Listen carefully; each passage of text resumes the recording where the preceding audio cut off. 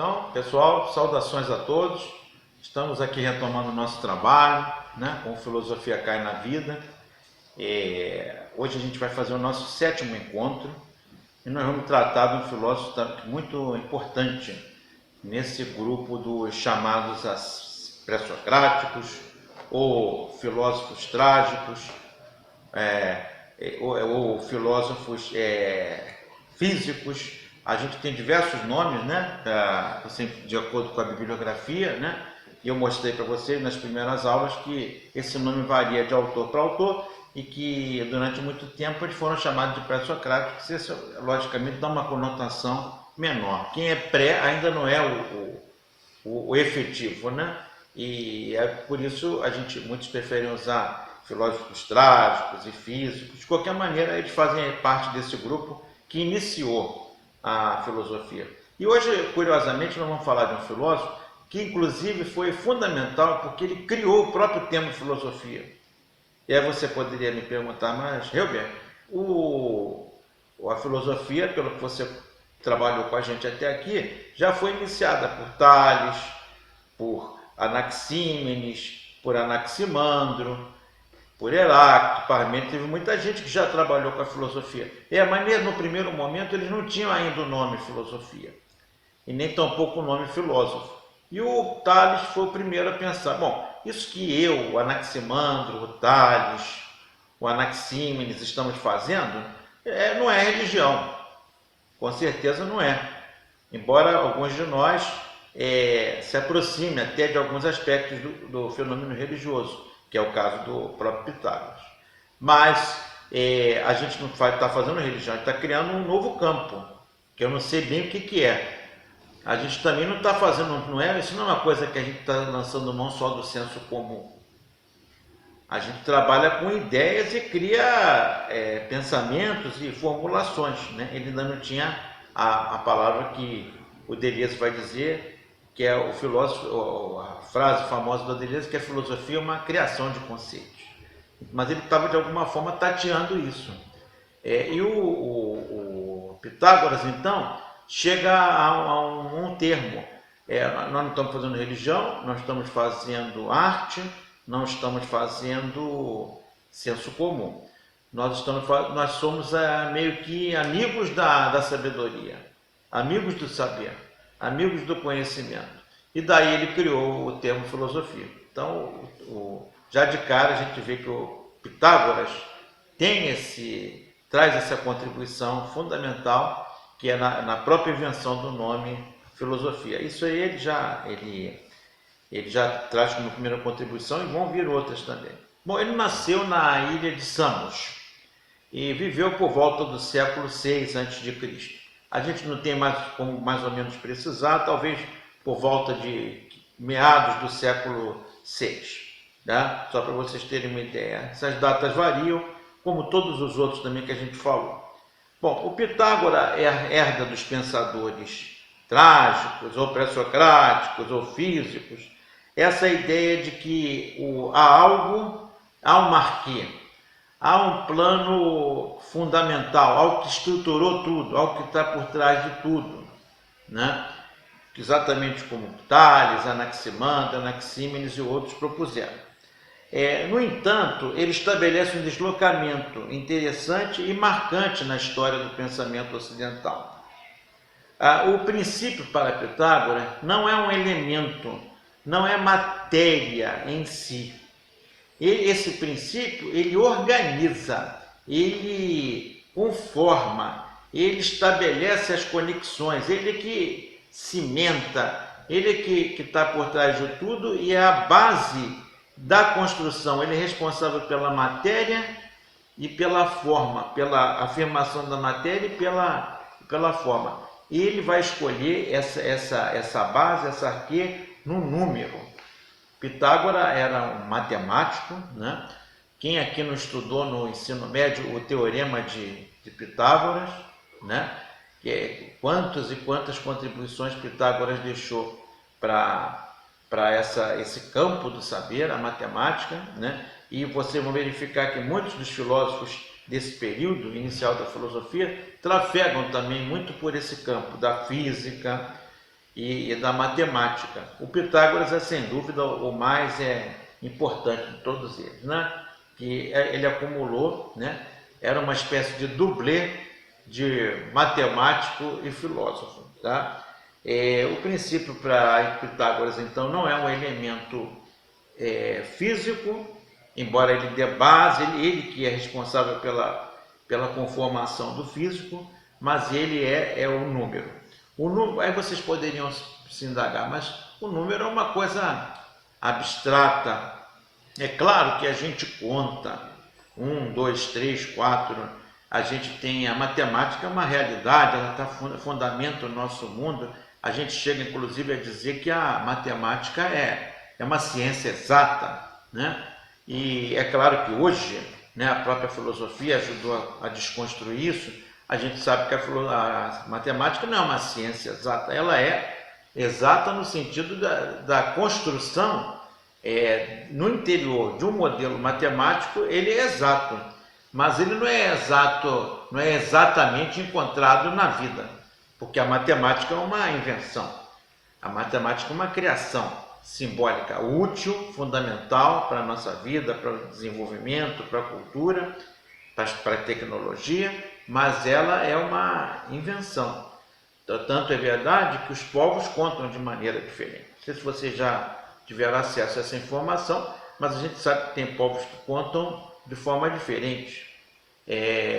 A matemática se expressa de forma... Inclusive há um campo da etnografia que é a etnomatemática. Como os povos, as culturas trabalham a matemática. Eu lendo uma vez uma reportagem, eu vi que algumas culturas, elas contam de 1 até 5, por exemplo. 1, 2, 3, 4, 5, depois de 5 eles dão nome para mais de 5.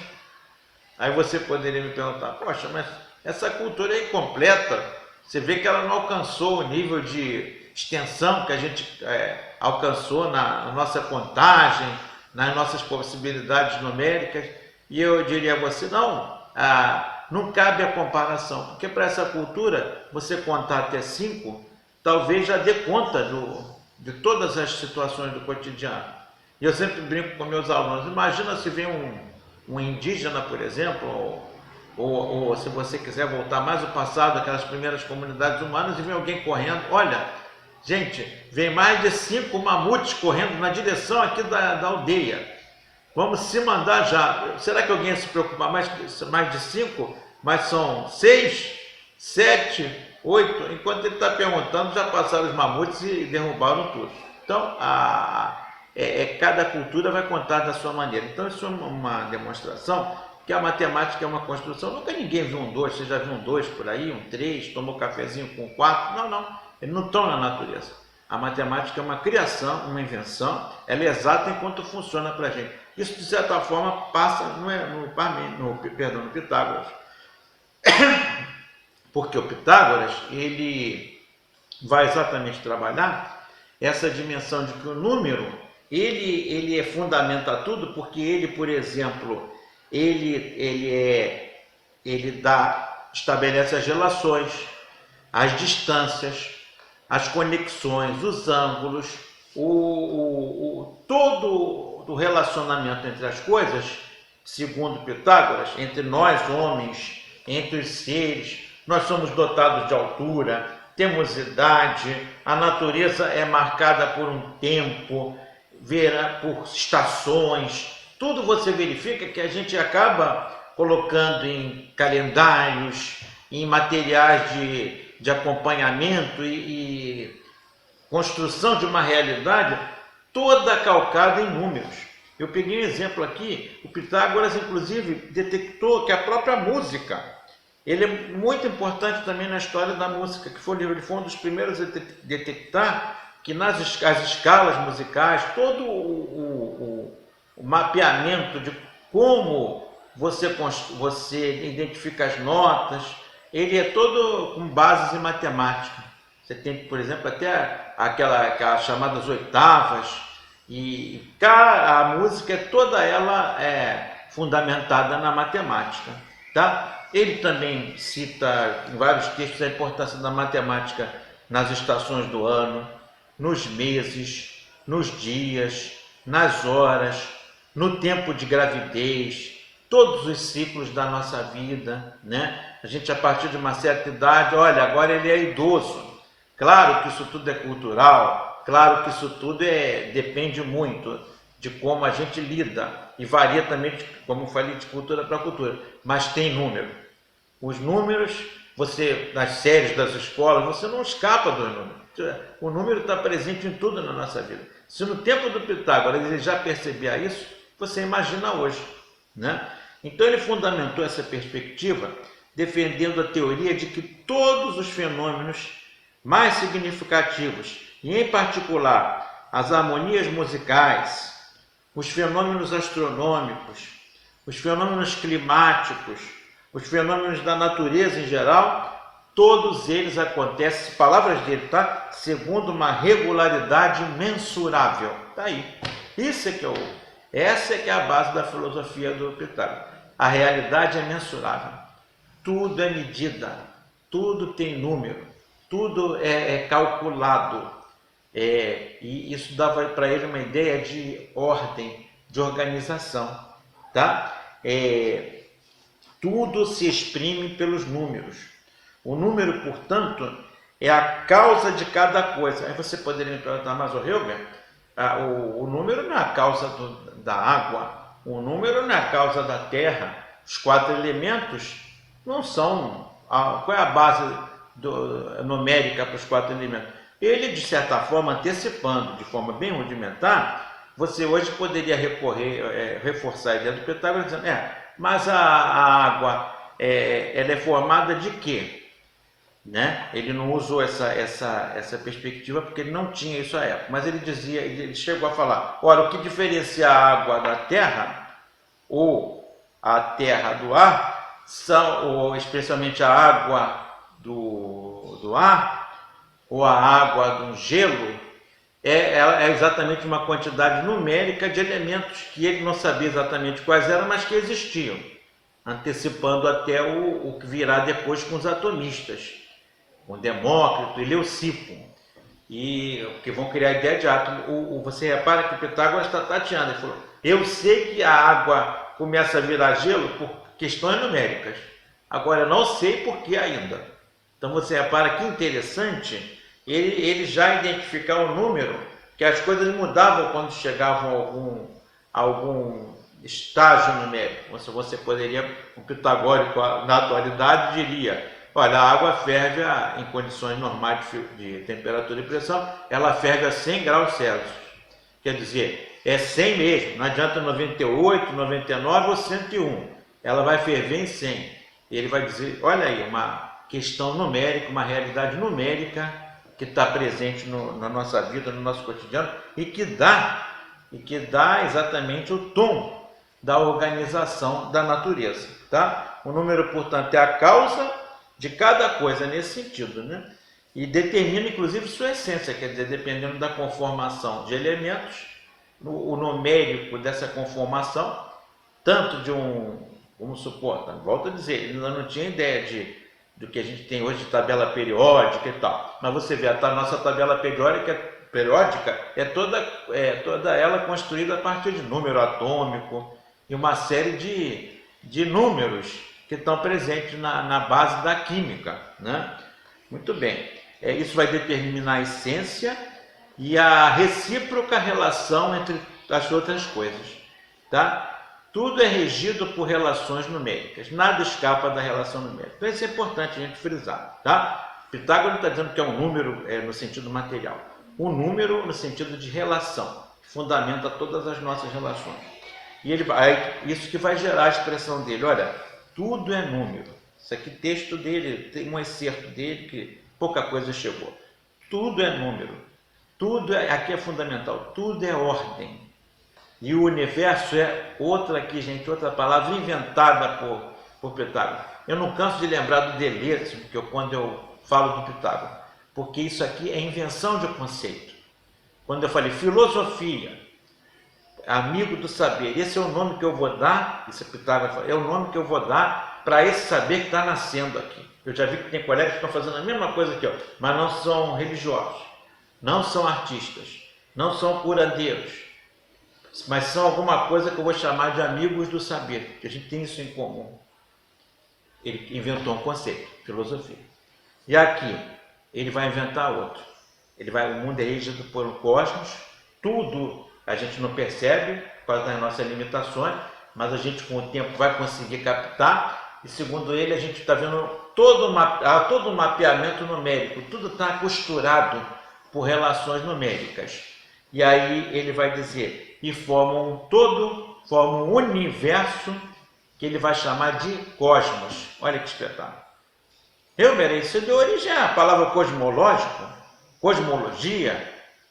É claro, você vê como é que é aí que está a grande importância do filósofo. Ele está batizando, está nomeando, está criando um conceito que vai estar aí até hoje presente na filosofia e na ciência, em todos os campos, né? Então, cosmos é uma ordem. E essa ordem para ele o universo é ordem, o universo é cosmos, por causa de números que provocam uma espécie de perfeição, tá? Essa seria uma das facetas do Pitágoras. É claro que eu poderia ficar com vocês aqui explorando mais as outras coisas que ele fala sobre o número. Mas, gente, para entender, para a filosofia, o que interessa mais para a gente é isso, tá?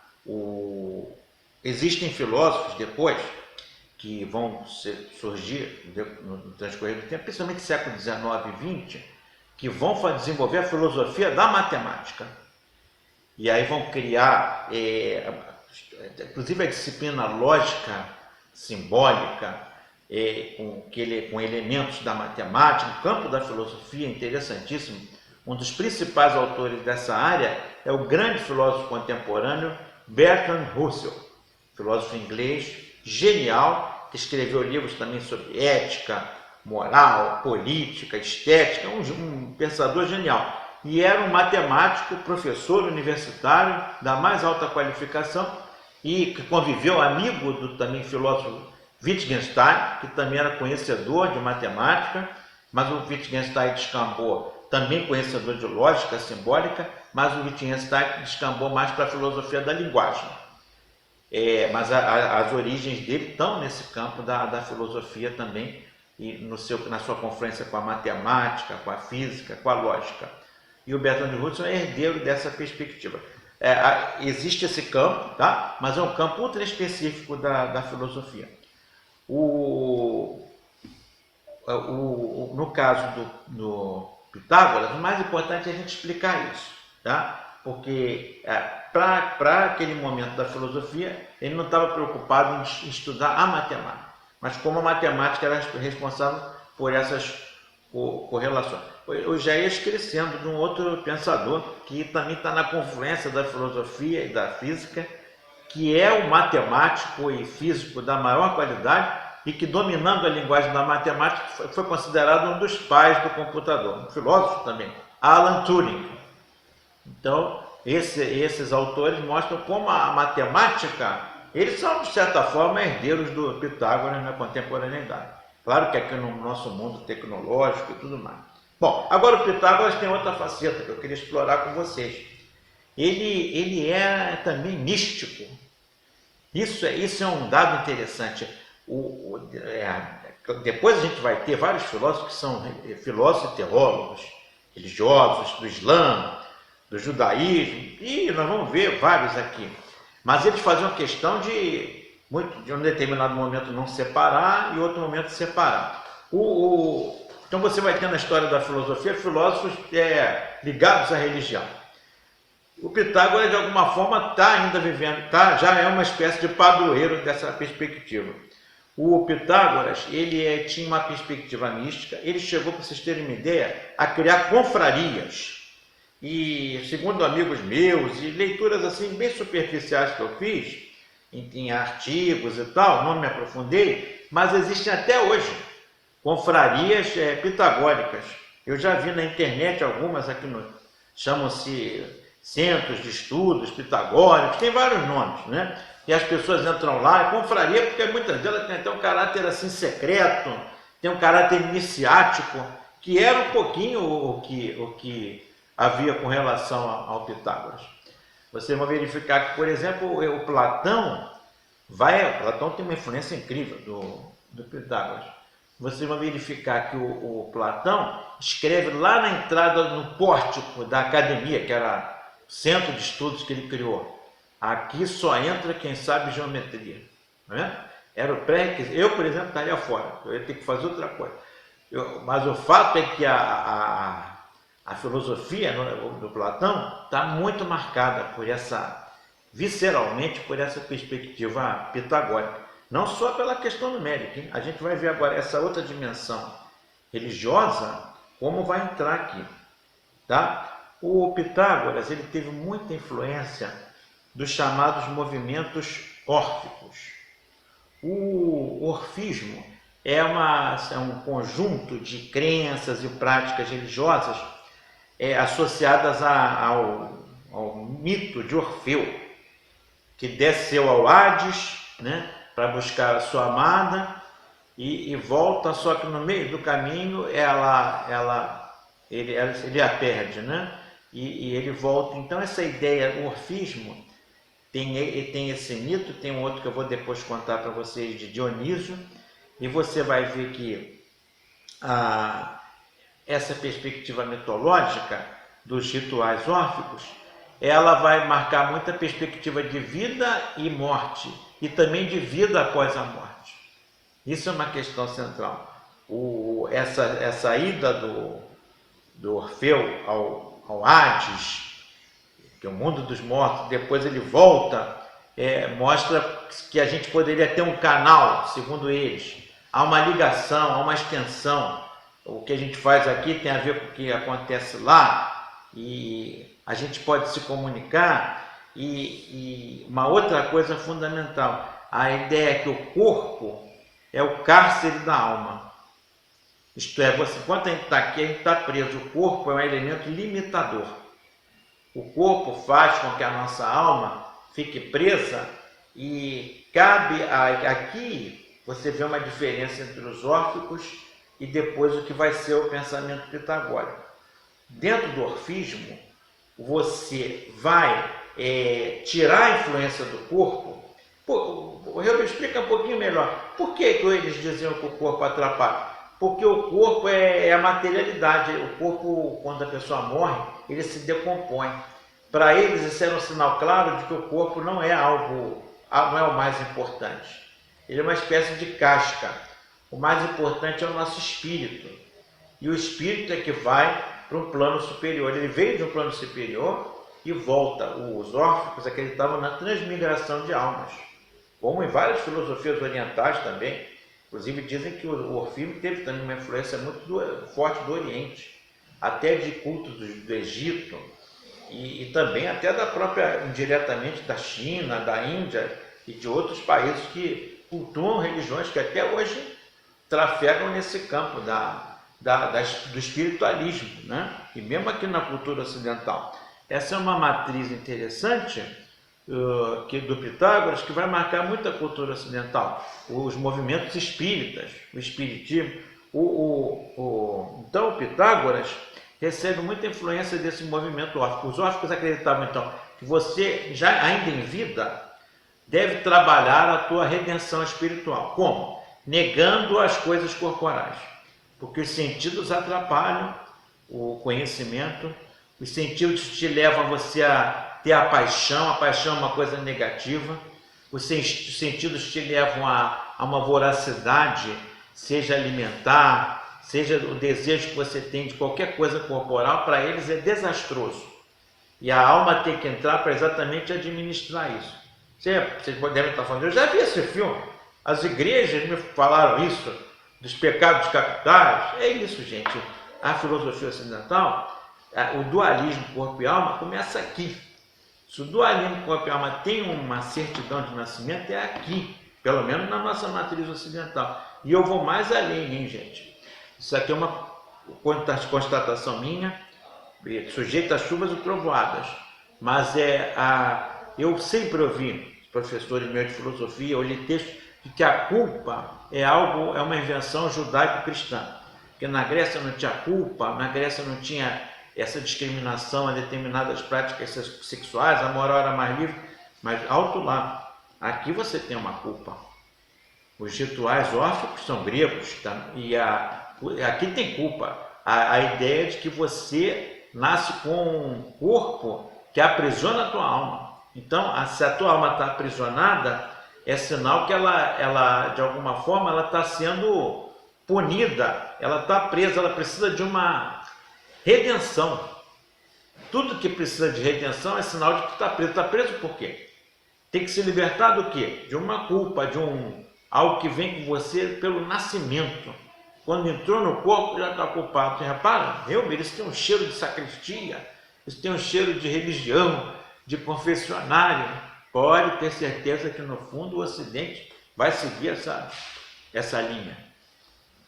Gente, essa culpa que vai marcar o Ocidente é a culpa cristã, judaico-cristã, já tinha de alguma forma uma expressão grega também. Então, mas você repara que esse conduto é bem anterior, inclusive o paralelo, é até melhor, o paralelo à própria cultura judaica. A questão da culpa está presente aqui. Para vocês terem uma ideia, a alma do homem é divina, enquanto o corpo é seu cárcere. Isso é a frase comum entre os órfãos.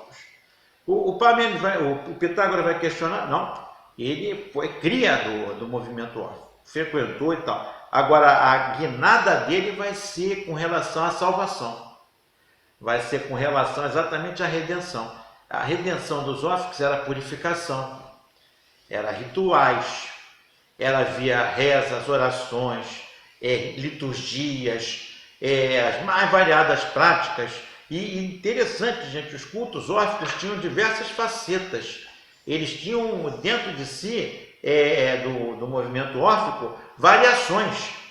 Entendeu? Então as liturgias mudavam e tal. Agora, então, para eles a redenção vinha pela experiência mística exercida nos rituais. E o Pitágoras não vai concordar. E aqui tem outro ponto que vai ser uma influência fundamental do Platão. Ele vai dizer, olha, não, veja bem, esses rituais, por exemplo, me purificar, dançar, receber um passe, receber um espírito, essas coisas todas, podem ser importantes? Podem, mas elas estão ainda interligadas ao corpo. Tomar banho disso, tomar um chá, receber um passe, tudo, tem muita coisa corporal. Se o corpo é a fonte é a nossa prisão, eu tenho que me libertar dele. Como é que eu me liberto do corpo? Para ele só tinha um jeito, através do conhecimento. Porque quando eu penso, isso você vai ver essa herança até no Descartes. Cogito ergo sum, quer dizer, eu penso, logo existe. O Descartes não fala, eu penso, porque eu tenho um corpo, e dentro desse, e o corpo tem um cérebro que está ligado a eu tenho todo um sistema que compõe corpo e alma, e eu penso e tenho o corpo, logo existe. Descartes nunca falou isso. Descartes vai dizer, penso, logo existe. Quer dizer, é uma tradição ocidental que veio lá do Pitágoras, passa por Platão e outros, quer dizer, corpo e alma separados. O cristianismo também vai entrar nessa vibe de separação, só que o cristianismo muda o registro. A culpa do cristianismo vem pelo pecado. Realmente, a palavra pecado não tem nos órfãos. Tem culpa? Tem, mas não tem a palavra pecado. Acho que é aí que vale a pena a gente fazer a distinção. Na tradição cristã, vai ser incorporada a ideia do pecado. Tanto olha o nome que eles usam para as coisas mais ligadas ao corpo. O que a gente gosta? De comer. Eu adoro comer, fala feijoada, falando nisso. Aí você pensa, aí vem o católico, cuidado, hein? Isso aí é a gula. Olha, já começa os pecados capitais. Aí você fala, poxa, às vezes eu tenho tanta vontade de ser aquela pessoa, eu olho ele, como ele progrediu, eu queria ser ele quando eu crescer, eu gosto queria até ter a casa que ele tem. Aí vem a igreja, cuidado, isso é inveja. Então a igreja vem para colocar um freio quando quando as tuas coisas ligadas ao teu desejo, especialmente muitas delas ligadas ao prazer corporal, a igreja vem e coloca como pecado capital. Então essa dualismo corpo e alma vem daí, gente, com certeza. Agora o Pitágoras vai propor um caminho diferente. Ele vai dizer, o homem tem que buscar o conhecimento profundo da matemática, para entender as relações. O homem tem que entender o cosmos, entender qual é o seu papel no cosmos, entender qual a forma de você se relacionar. Gente, é importante isso. Aí que entra a questão da confraria. Essas confrarias tinham padrões éticos. Eles se vestiam de tal maneira, eles tinham que ter uma conduta, se ajudavam mutuamente. Há uma série de confrarias ainda hoje que você vê que as pessoas ajudam o irmão. Eu conheço um amigo que ele é de uma associação desse tipo, não é pitagórica, mas ele estava me contando, que ele estava naquele mês, ele estava gastando um dinheiro a mais. Ele falou isso porque é meu amigo, eles não costumam falar. Ele falou que ele estava gastando dinheiro a mais, ele não podia participar de uma atividade financeira que a gente tinha com uma publicação, e a gente cobriu ele naquele momento, que ele falou que estava ajudando. Quando um irmão da confraria tem uma crise financeira, todos eles vão lá e ajudam. Eles vivem uma espécie de família, há um falecimento, todos eles ajudam a família, a viúva, os filhos, cuidam daquela família, em função da relação que existia. Então a confraria pitagórica começa a partir dessa ideia: vamos buscar o conhecimento, vamos buscar a redenção. Depois você vai ver o Platão, é daqui que o Platão vai tirar a ideia de que é o mundo das ideias e o mundo sensível, o mundo da inteligência, o mundo do conceito, o mundo da razão, e há o mundo da emoção, da sensação, da corporalidade, da dúvida, e isso tudo ele vai chamar de mundo sensível. E a nossa busca é pela redenção, e pelo saber, pela filosofia, a gente chegar ao mundo das ideias. Essa base do Platão está toda aqui no Pitágoras, tá, gente? Declarava que a alma retornaria a sua paz, a sua iluminação, através exatamente de uma purificação vinda pelo saber, tá? A virtude, segundo Pitágoras, não é obtida com práticas rituais ou litúrgicas, mas com o conhecimento. Gente, aqui é a redenção intelectual, tá? Se no cristianismo ou mesmo no orfismo a redenção era espiritual, a redenção aqui, para você chegar a um plano espiritual, passa pelo conhecimento, tá?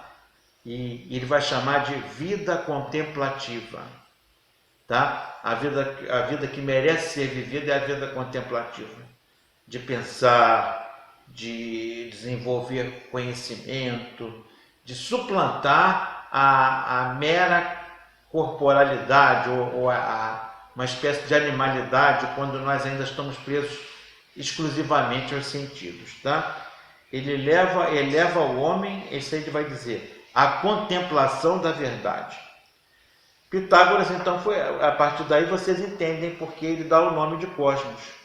O movimento dos homens na busca de recuperar esse mundo perdido, esse mundo que já existiu antes de nós nos encarnarmos, da espiritualidade pura, da beleza. Lá está o belo, lá está o bom, lá está o perfeito, e a gente poderia já começar aqui a desenvolver isso. Eu não sei se vocês chegaram a acompanhar uma novela chamada A Viagem, e ela você vê que no plano superior eles colocam um gramado, pessoas de branco, acho que, se não me engano, passam coelhinhos. É claro que aquilo ali é uma fantasia que as pessoas criam, mas se você reparar, vários movimentos espíritas falam desse mundo superior, que é evoluído e tal, e a ideia tanto do espiritismo atual quanto da tradição pitagórica era de que você poderia já começar esse plano do bem aqui. Por isso a ideia da confraria, tá? De você criar grupos com pessoas com afinidades e criar um novo mundo aqui para já ir preparando para o outro, né? Então Pitágoras, aí que vem a ideia do cosmos, conjunto de todas as coisas que tem uma ordem. O céu, uma fala dele aqui, gente, o céu, a terra, os deuses e os homens são mantidos juntos pela ordem. E é precisamente por tal razão que eles chamam, que eles têm o nome de cosmos, porque eles são ordem. Quer dizer, o interessante é que ele inclui até os deuses. Não é o Deus que confere a ordem, até Deus faz parte de uma ordem maior. Talvez a própria ordem maior é que seja Deus, né? Isso depende da corrente. Tudo é harmonia, outra palavra-chave em Pitágoras. Buscar uma harmonia. Ele usaria até um termo mais contemporâneo, a gente pode usar, uma espécie, tudo é uma grande sinfonia cósmica, com cada coisa no seu lugar. E tudo isso fundamentado pelos números. A gente usa até uma expressão, o negócio foi matematicamente calculado. A gente fala que uma expressão, quem gosta de futebol aqui que mais antigo, eu acho que a garotada que gosta de futebol hoje não usa muito esse tempo. Mas eu me lembro quando um meio de campo dava um passe lá na frente para o atacante, para o centroavante, a bola ia certinha. Aí o speaker, o comentarista falava, olha, ele deu um passe com fita métrica.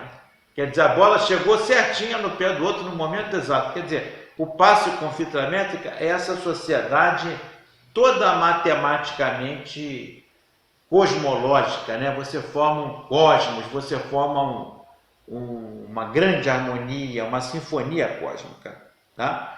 Pitágoras, então, vai trazer essa contribuição, minha gente. Isso era o essencial que eu queria falar dele, né?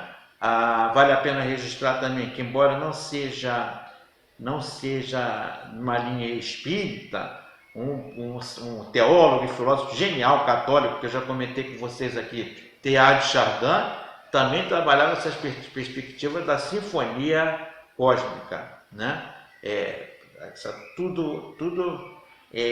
Mas ele acreditava no processo de evolução, né? que caminhava para um processo de uma grande culminância com a expressão maior da divindade, que era a própria harmonia, tá? Eu só queria comentar com vocês mais um pequeno detalhe que ficou faltando. É que na tradição órfica tinha também Por que ficou essa questão da culpa? Na tradição órfica tem também uma passagem em que Dionísio, eu vou localizar aqui para vocês. Dionísio, o deus Dionísio é filho de Zeus com Hera. E os outros deuses ficam com raiva de Dionísio, ser aquele deus tão especial, filho de Zeus com Hera, que sequestram Dionísio. Na verdade, uma das encarnações de Dionísio, que Dionísio se encarnou encarnou várias vezes. Então, nesse relato órfico, o Dionísio foi sequestrado, morto, assado, comido, e ficou só o coração e as cinzas. E aí essa tradição diz que isso é o homem. O coração é o espírito, o coração de Dionísio é o espírito, é a alma, e as cinzas são o corpo, porque quando a gente morre ficam as cinzas. Então daí a maior importância que eles davam para a alma, para eles, a alma é o coração. Então por isso que o coração é muito associado à religiosidade. Você vê essa perspectiva do coração ser inclusive tem a expressão o fulano é sem coração, você pode também substituir sem alma. Ele é um desalmado. Coração e alma foram muito associados. O coração é associado a essa dimensão do crescimento espiritual. E aí vem, por isso as tradições também é um dos motivos dessa dicotomia corpo e alma, tá? Mas volto a dizer, só para a gente encerrar, o Pitágoras vai propor que a salvação, a redenção, vai vir pela sabedoria, não por rituais, tá bom? Então era isso que eu queria falar com vocês, espero que tenham gostado da aula. Eu peço a vocês que deem um apoio, um like, se inscrevam, o que vocês puderem fazer para dar uma força para a gente crescer, e não no sentido de que eu queira ser popular nem nada. Quem me conhece sabe disso. Dá para divulgar o trabalho. Quem me conhece sabe que eu dava cursos aqui na universidade, mas não posso dar mais porque a gente está num momento difícil, não tem quase mais salas. Muita dificuldade, muita disputa, porque a universidade perdeu muito em verbas e a gente está vivendo um momento muito difícil. Então, a gente não tem salas. Estamos dando aula em containers, então é uma situação difícil. Eu não posso mais dar meus cursos. Eu falei, então eu vou dar online. E estou tendo até um pouquinho mais de alunos do que tinha nas salas aqui. Eu chegando em qualquer lugar, né? Isso é uma experiência muito legal. Tá? Eu agradeço a vocês e já convido vocês para a nossa música de hoje, que é uma música que expressa muito tudo que a gente falou até agora. Tá? Então, minha gente, a nossa música hoje chama-se A Viagem. É uma música que foi muito popularizada pelo grupo Roupa Nova. Faz a gente pensar um pouquinho sobre essa questão que a gente trabalhou aqui do Pitágoras. Há tanto tempo que eu deixei você. Foi chorando de saudade. Mas mesmo longe eu não me conformei. Pode crer, eu viajei contra a vontade.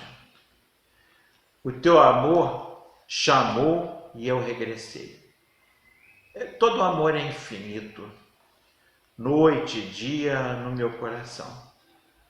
Trouxe a luz do nosso instante mais bonito. Olha, na escuridão, o teu olhar me iluminava, e minha estrela guia era o teu riso. Coisas do passado são alegres quando lembram novamente as pessoas que se amam. Em cada solidão vencida eu desejava o reencontro com teu corpo abrigo. Ah, minha adorada, eu viajei tantos espaços para você caber assim no meu abraço. Eu te amo. Há tanto tempo que eu deixei você e foi chorando de saudade. Na escuridão, o teu olhar me iluminava, e minha estrela guia era o teu riso. Coisas do passado são alegres quando lembram novamente as pessoas que se amam. Em cada solidão vencida eu desejava o reencontro com teu corpo abrigo. Ah, minha adorada, viajei tantos espaços para você caber assim no meu abraço. Ah, minha adorada, eu viajei tantos espaços para você caber assim no meu abraço. Eu te amo. Te amo.